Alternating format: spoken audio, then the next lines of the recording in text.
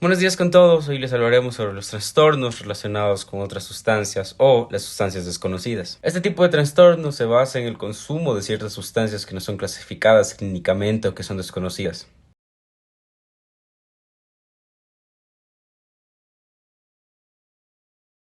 Entre algunas de las sustancias que conocemos dentro de este trastorno se encuentran los esteroides anabólicos, los fármacos antiinflamatorios no esteroideos, los medicamentos antiparkinsonianos, el óxido nitroso, los nitritos de amilo, butilo o isobutilo, la nuez de betel o el cava.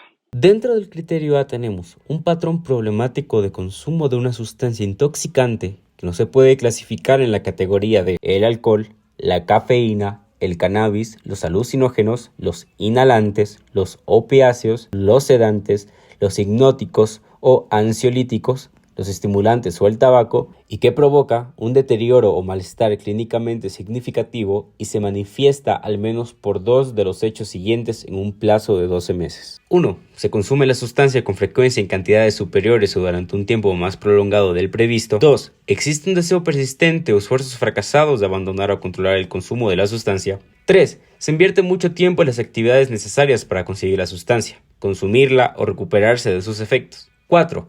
Ansias o un poderoso deseo o necesidad de consumir la sustancia. 5.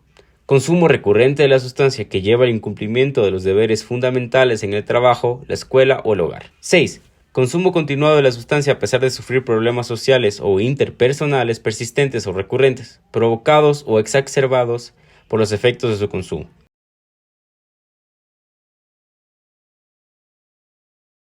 Entonces, el trastorno por consumo de otras sustancias o sustancias desconocidas es un trastorno mental que se basa en el continuo consumo de esta sustancia que el sujeto desconoce, pero que sin embargo sabe los efectos que ésta provoca sobre él. Y esos problemas se reflejan en el criterio diagnóstico.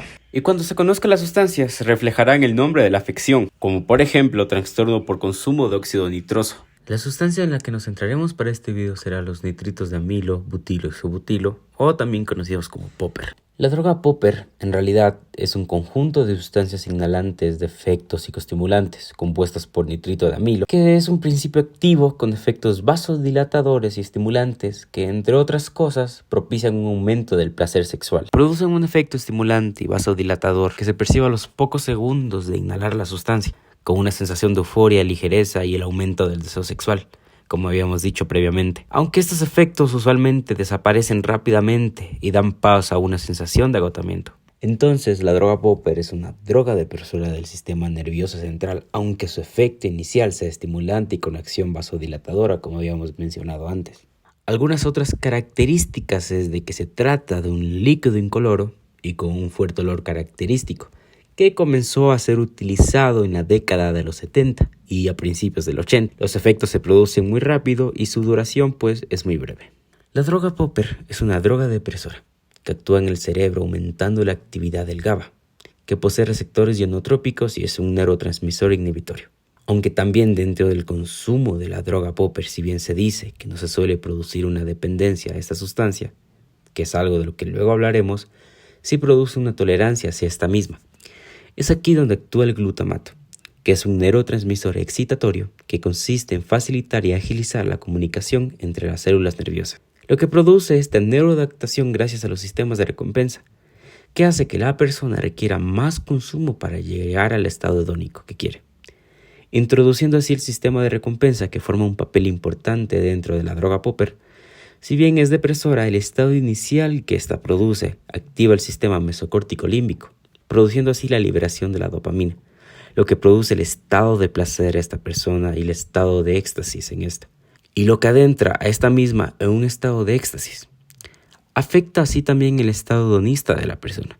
Estudios refieren que esta droga suele ser utilizada en ambientes sociales como fiestas o eventos, aunque esto no limita su uso fuera de estos contextos, que es lo que pasa actualmente, que cada vez la droga es consumida de forma más masiva en adolescentes, lo que también es un factor de riesgo a una temprana edad, haciendo que esta adicción se acentúe de forma más rápida. Volviendo a la parte inicial, y valga la redundancia, lo que la droga hace inicialmente es que envía un impulso eléctrico llamado potencial de acción, que viaja a través del axón de la neurona por medio de un mensajero químico, liberando así el neurotransmisor, que en este caso inicial en el proceso de la droga sería la dopamina, lo que produce este mensaje de placer, que viaja desde el área tegmental-ventral hacia el sistema límbico y la corteza frontal.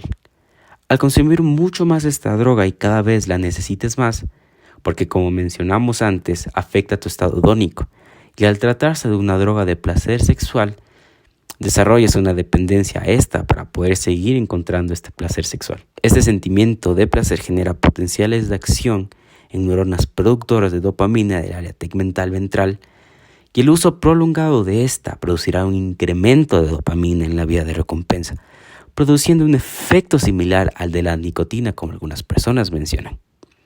Exposiciones repetitivas de esta droga eventualmente desensibilizarán el sistema de recompensa, lo que significa que este ya no es sensible al placer inicial que da la droga popper, sino que vas a necesitar mucho más, lo que produce enfermedades cardiovasculares o hipoxia.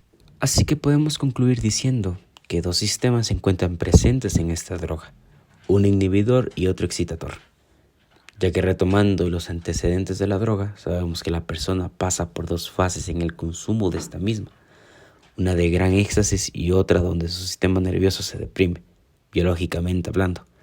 Como mencioné antes, algunas personas dicen que sus efectos son extrañamente similares a la nicotina o al alcohol incluso. Aún así, esta droga sí produce una neuroadaptación en el sistema nervioso central, y aunque no hay muchas investigaciones al respecto, se ha podido encontrar que trae consecuencias psicológicas y físicas. Algunos efectos adversos son enrojecimiento de la cara y el cuello, dolor de cabeza, hemorragias nasales, náuseas, vómitos, vértigo, aumento de la frecuencia cardíaca, sudoración e hipotensión.